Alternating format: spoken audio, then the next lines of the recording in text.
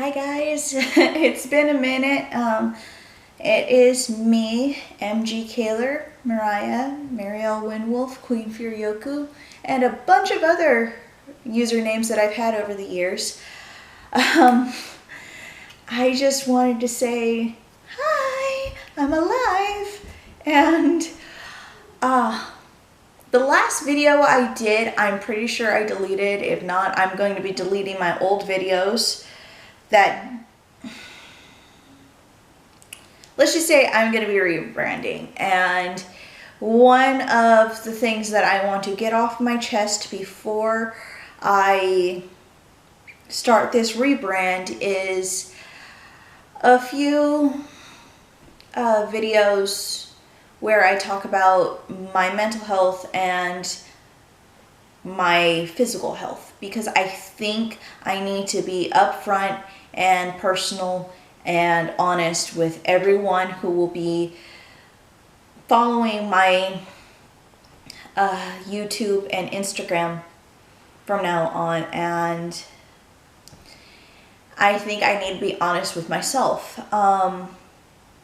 By the title of this video, you're going to be like, what do you mean you didn't know?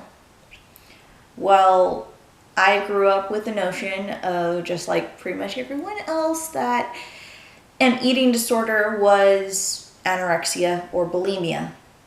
There was no other eating disorders other than that. And whenever I was in my health classes, that's all that they pushed for eating disorders.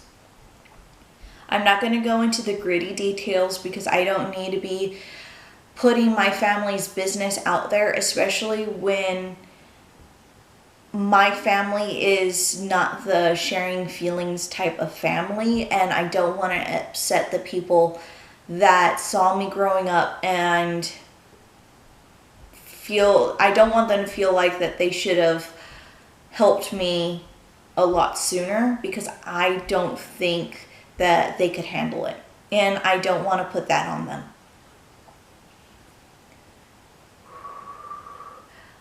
Ooh, still too hot. So I'm gonna put this out there, and this is the only family history that I'm gonna try to put out there. My parents divorced when I was 8 years old, or at least separated when I was 8 years old. And my sense of food security was destroyed when my parents separated. There were times growing up that I remember that I didn't know when my next meal would be. There were times that I remember my brother, my mother, and myself sharing one sub sandwich and a bag of chips and one large soda between the three of us. And I don't even think my mom remembers that or my brother remembers that, but I have a very distinct memory of going to the gas station near the house that we stayed at during the separation, and my mom scrounging up extra cash and change just so we could have a sub sandwich. And my relationship with food changed that day when my parents separated, and it started to change even more the older I got and with my father's other marriages. Okay, this is really hard for me. I didn't realize how hard this would be.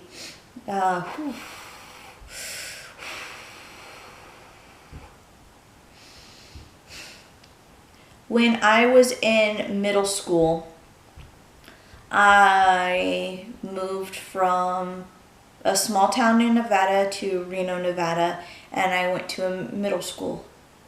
My stepmom was in school for nail tech, nails.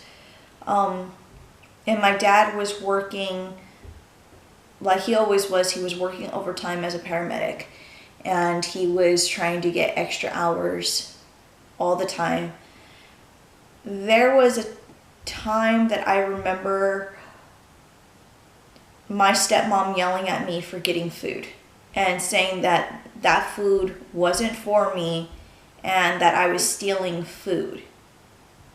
And growing up, not knowing when my next meal would be, to having food in the house but being told that it wasn't my food and I was stealing it, I stopped eating.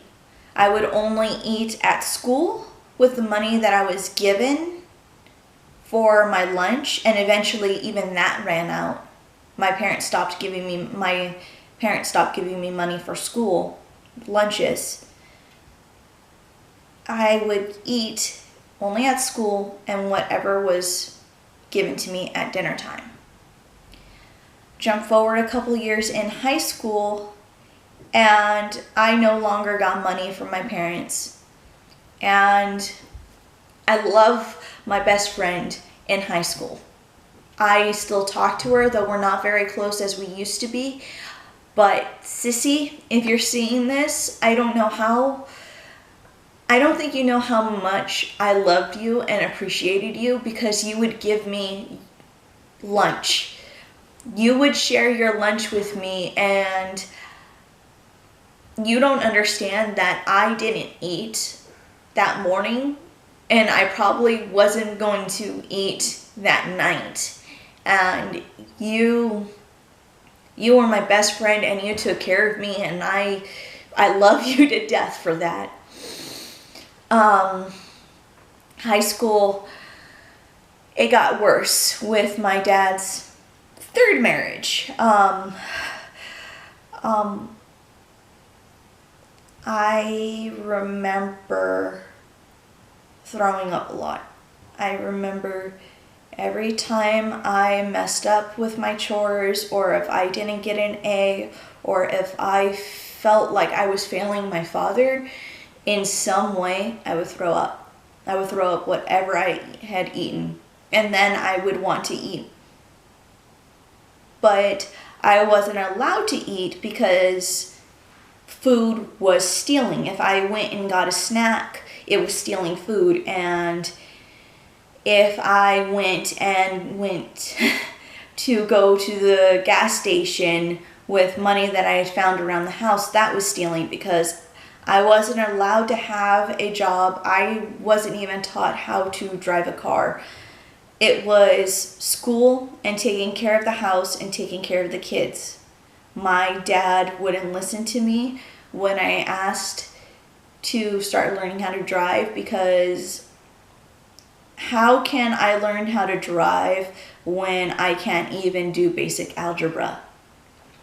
And that's a whole different issue and a whole different story, if you guys want to hear that, of why I hated high school and how the American education system is total garbage. But I developed all of these rules when it came to food. If a bag of chips was unopened, I wouldn't open it and I wouldn't eat it. But if the chips were opened, I would only eat enough so it looked like that nothing was eaten out of it. Same with every other opened piece of food or snack. If it was opened and I could eat enough so it looked like no one had eaten it, then I would eat. Or I was given food at dinner time, I would eat that. But any other time I wouldn't eat. Even at school, now that I no longer got lunch money, I didn't eat. And this went on until I ended up dropping out of high school in my senior year. And my meals, what would have been my senior year when I was staying at home and taking care of my younger brothers and doing chores and discovering what I wanted to do in life, my meals consisted of coffee and cigarettes. I basically took so many stimulants that I lost my appetite, because I didn't want to take the valuable resource of food away from people that deserved it more, which were my younger brothers. Because towards my senior year, what would have been my senior year of high school, I started to see that we weren't financially stable. We weren't as put together as my dad made it seem we were. We were in debt. My dad was spending countless dollars on stuff that he ended up quitting not 6 months later. And it was upsetting because I couldn't say anything, because if I said anything, CPS would come and take my siblings and I away. And at that point, me and my brother didn't have a relationship with our mom because of our dad. So we would have been split apart, and I couldn't do that to my siblings. I didn't want to do that to my siblings. So I just kept everything to myself. I get kicked out of the house, another long story that I definitely don't think anyone wants to hear. I got kicked out of my dad's house after I turned 18 and lived with my grandma. And I didn't have to worry about food, because even though my grandma was on Social Security, it was just us two. And if I wanted something to eat, she would be like, okay, let's go get it. And we would eat. And my diet, living with my grandma while I was getting my GED and figuring out what I wanted to do in this next step of my journey as an adult,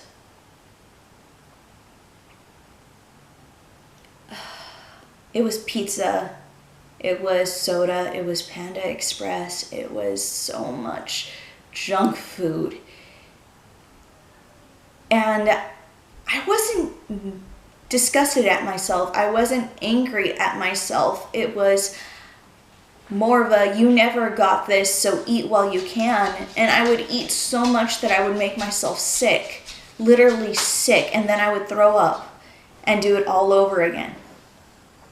It went from having rules of you can only eat these certain foods at these certain times to you can eat whenever you want and you don't need to stop. And so I didn't stop, and I ended up just getting sick and just like everything coming out. And I got my GED, figured out that I wanted to go into the Navy because I had always wanted to join the military, because my family was a long line of Marines and I needed to carry on the family tradition of serving my country. And so I went, and I was going to go to college, get the minimum credits I needed with my GED in order to join. I was going to join the Navy, and I knew that the way that I was eating was very unhealthy for being in the military. So while I was going to college, I ended up trying to become vegetarian, which helped a lot, but I was still overeating. I was overeating vegetables and fruits and tofu and veggie burgers. I was still overeating, but in my head it was, it's vegetables, it's vegetarian, therefore it's healthy, and it's okay. Jump into the military, I'm eating 3 square meals a day. In boot camp, I'm the healthiest I had ever been. I was 110 pounds going into boot camp, and coming out I was 125, muscle and healthy fat. And I was amazed of what had happened. Then I enter my first school of intel for the Navy, and I'm going along, I'm doing my thing. I met some awesome people. One of them is still my friend, and we still talk, and we still I still care about him, and he's like an important person in my life. And shout out to you, you know who you are. And that's when I discovered my love for fitness and how much I loved working out and being in the gym and how amazing I felt in the gym. It was amazing running and working out, and I felt like I could conquer anything. So I ended up not getting that job in the military because I failed my last test by 2 questions. I'm still salty about that. So I ended up going to another school in the Navy. I became a corpsman, and that's the job that I had until I got out in 2012 or 2017. I joined in 2012. I became a corpsman, and being a corpsman was freaking awesome. The schooling was pretty intense. I mean, I was learning EMT stuff, basic CNA stuff. I ended up going to an advanced schooling for corpsmen known as lab tech, MLT, and I'm pretty sure it's still called lab tech in civilian world. But I became an MLT. Everything was fine while I was going to core school, but everything changed when I went to MLT school. During the transition period from graduating core school to going to C school, A school to C school, from A school, TMD,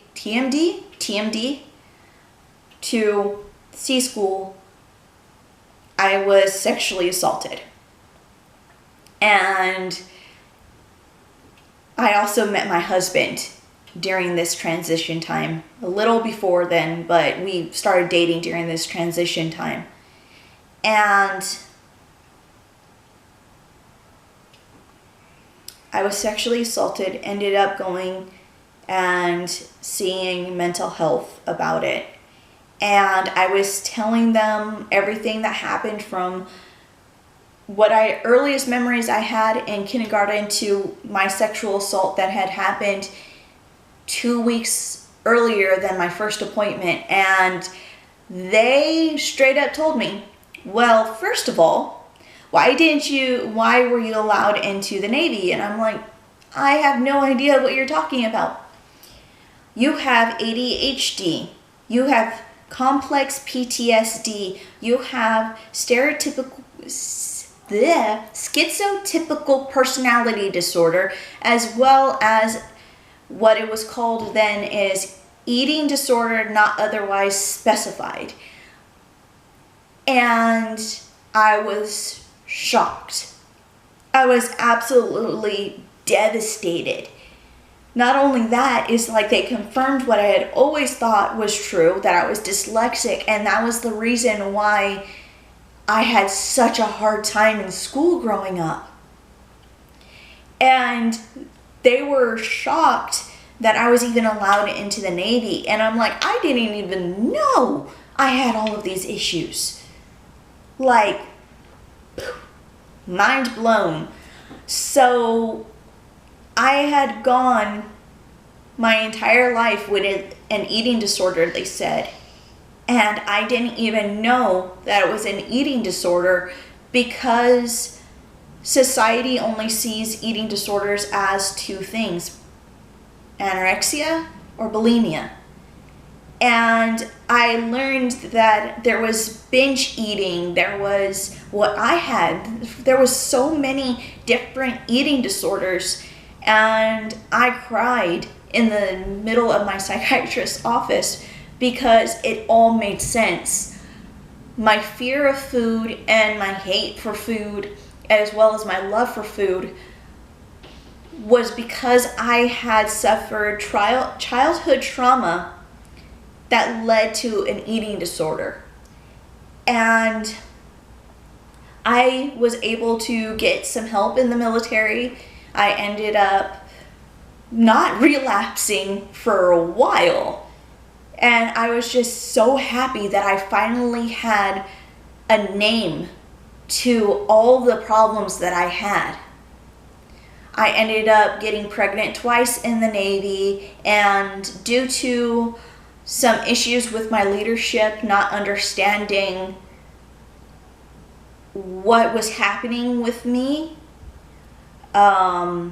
they didn't give me the resources that I needed to succeed in the Navy, and they overall didn't like me because, I'm sorry, I'm not gonna be your political pawn because I'm bisexual and Hispanic and a couple of other, PC check boxes. I'm not gonna be your political pawn, and I'm not gonna suck up and play your political chess game because you want to push this narrative of poor, defenseless minority.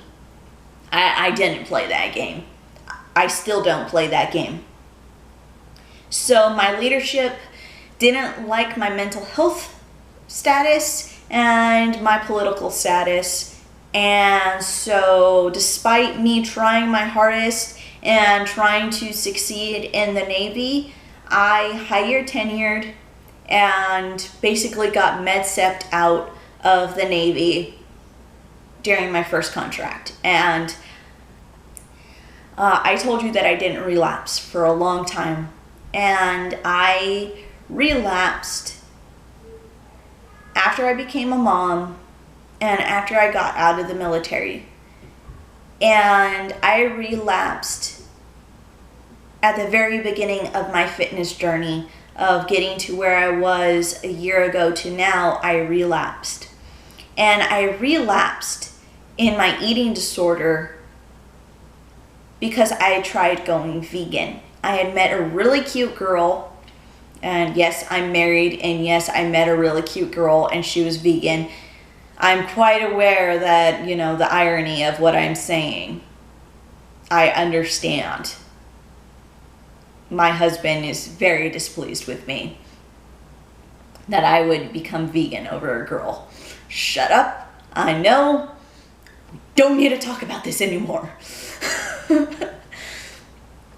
But I met a cute girl. She was in the fandom that I was in, and she was vegan, and I kind of like, you know what? Yeah, I can understand what you're talking about and all of this stuff. Yeah, I'm going to research veganism, and I'm going to start eating vegan, and as I eat more vegan, I'm going to learn more about it. And then 2 weeks into a vegan diet, I relapsed and I started finding rules. And I looked at veganism and I looked at what I was eating and looked at my past medical history, and I'm like, I can't be vegan. I can't. Nope. Can't do it. I stopped. I threw every vegan food that I had purchased in the trash, and I stopped talking to this person. And I was like, I can't do this. And I was so scared because in the fitness community, people are obsessed with eating, and it got to a point in the early stages of my fitness journey that I'm like, I don't know if I can do this. Would it be just better if I got fat and didn't get healthy, or push through all of these horrible messages that I'm receiving on social media and even amongst my friends to get to where I was when I first joined the Navy and found my love for the gym? Because I want to pass on healthy lifestyle decisions and ideas of what a healthy lifestyle is to my kids. And I can't do that if social media is constantly making me relapse. And then I joined an MLM. It was great for a minute, and then I'm like, you know what? There's this thing happening on social media. I need to talk about it. I talked to it, and I pissed off a lot of people, I think. because it was awkward, it was dark, it was depressing when I talked about an eating disorder. And I'm like, you guys in this MLM are always talking about mental health and being a boss babe and feeling good in your own body and body positivity while getting healthy and eating the right foods. But the moment that somebody brings up an eating disorder, because people are on Instagram using the same stuff that you're selling in order to feed their freaking eating disorder, you don't want to listen. And it's one of the reasons why I left that MLM. And I just, when you grow up with no sense of when your next meal would be, when you grow up with the idea of I can't eat anything unless it's either opened or given to me, to seeing people on Instagram, on Facebook pushing detox teas and shakes and all of this, and I'm just like, eating disorders should not be glamorized. They should not be romanticized. Eating disorders are very dangerous, and more people have eating disorders than you realize. Look at my story. I developed an eating disorder because I suffered a lot as a child and I didn't have money to get food.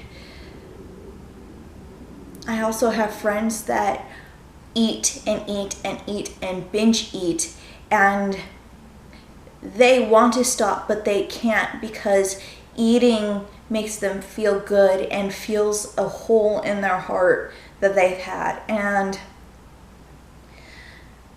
more people need to look and see if they are suffering and see if their friends are suffering.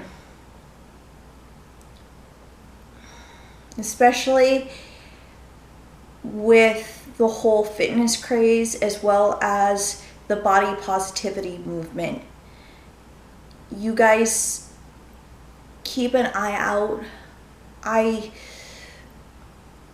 There are a lot of YouTubers on that are popular right now, for good or bad, that suffer or have suffered from eating disorders, and I wanted to make this video as a response to that. I didn't have friends that knew what was going on. I didn't know what was going on. I just knew that food and I weren't friends. As I said before, I started a fitness journey about a year ago, and I developed a different relationship with food. Food is no longer the enemy, though I have to make sure that mentally I'm okay, and that's why I take a lot of social media breaks. I eat a plant-focused diet, not plant-only or plant-based, plant-focused. Most of my nutrition comes from plants. I do the 40-30-30 ratio for all of my meals and macronutrients. I eat when I'm hungry. I eat high fats in the morning, high veggies, and carbs during the day, or fruits. I don't know, like that. My produce is usually eaten at lunch, and my dinners are usually high protein. I work out, I am doing all of these things, but I try to always look at where I was and look where I am now, and know that I might be in a different place if I hadn't joined the military. And I had an eating disorder, and I didn't know it because I thought it was normal to have those rules. because I grew up poor and I grew up in a very neglectful household. So I just wanted to talk to you guys about that and put my 2 cents out there. And I know that I'm a small YouTuber with no audience, no social influence. I'm a writer and I'm an artist, and I do fitness stuff on the side because it helps with my mental health. But I just want to put this out there, and maybe my story can help someone. So I'm gonna end this video now, and I'm gonna try blogging more, and I want to talk about some things before I get, I don't know, we'll figure out where the direction of the YouTube channel is going together, because I have a few videos that I want to get out there before I find my market or niche or figure out what my brand is, because YouTube is hard. It really is. So see you later, my darklings.